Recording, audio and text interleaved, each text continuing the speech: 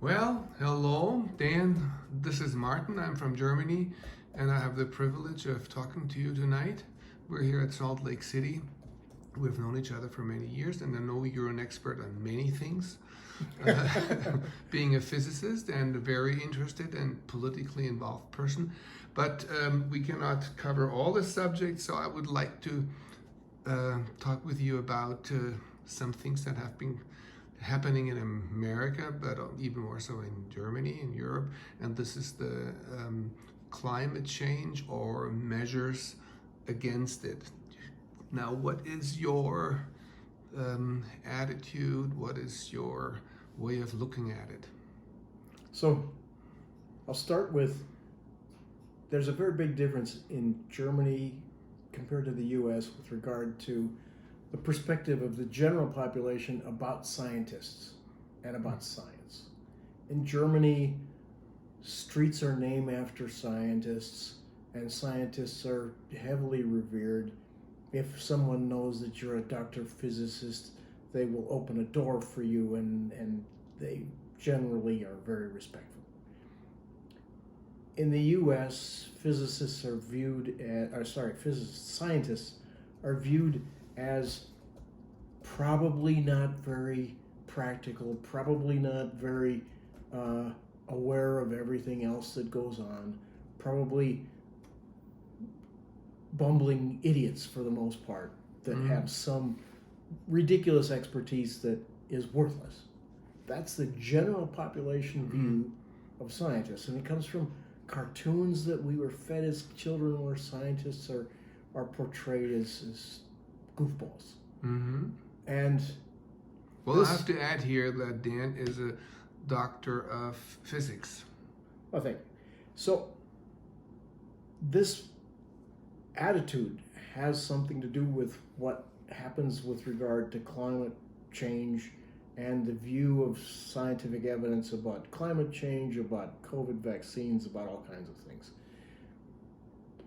But specifically about climate change, I think Europeans in general and Germans for sure are more serious about trying to do what is the right thing about climate change. In the US, not so much. There's a significant population that just don't believe in it.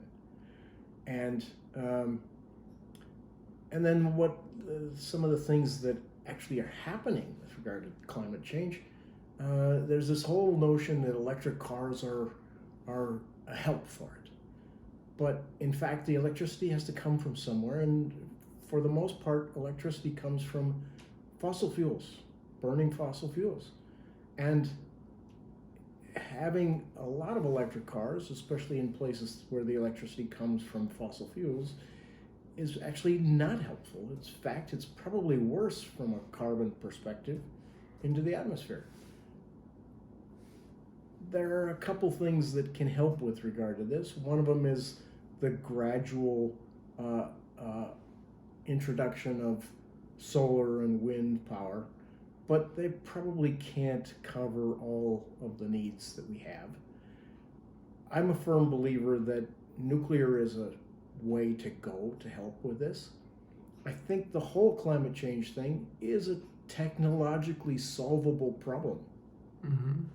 And we just need to have the strength as society, as humans, the strength of character to put in place what needs to be done.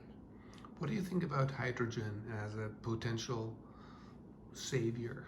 Hydrogen is just a battery in the sense that it costs energy to create hydrogen in a state that it can be burned with oxygen and create water, which is the advantage of hydrogen.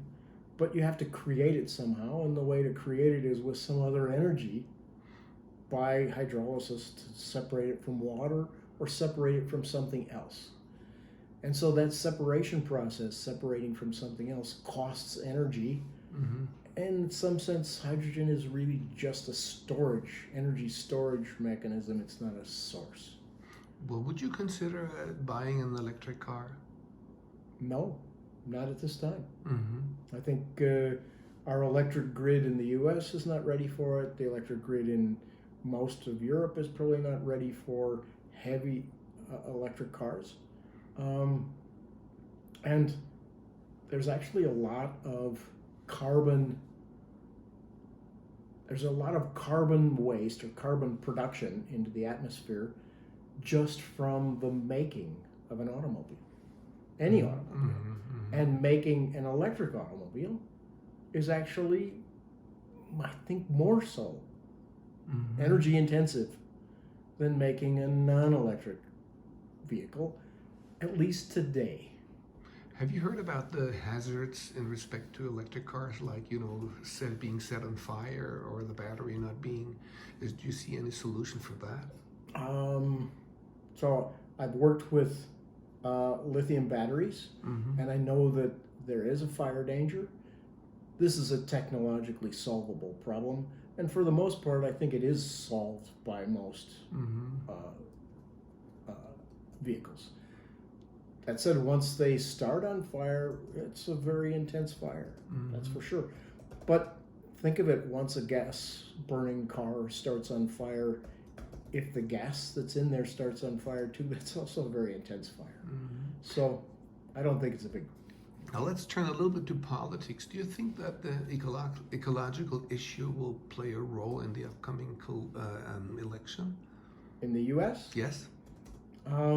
Or is it a minor issue in respect to economy and? I think that entirely depends on how much the candidates try to sell it.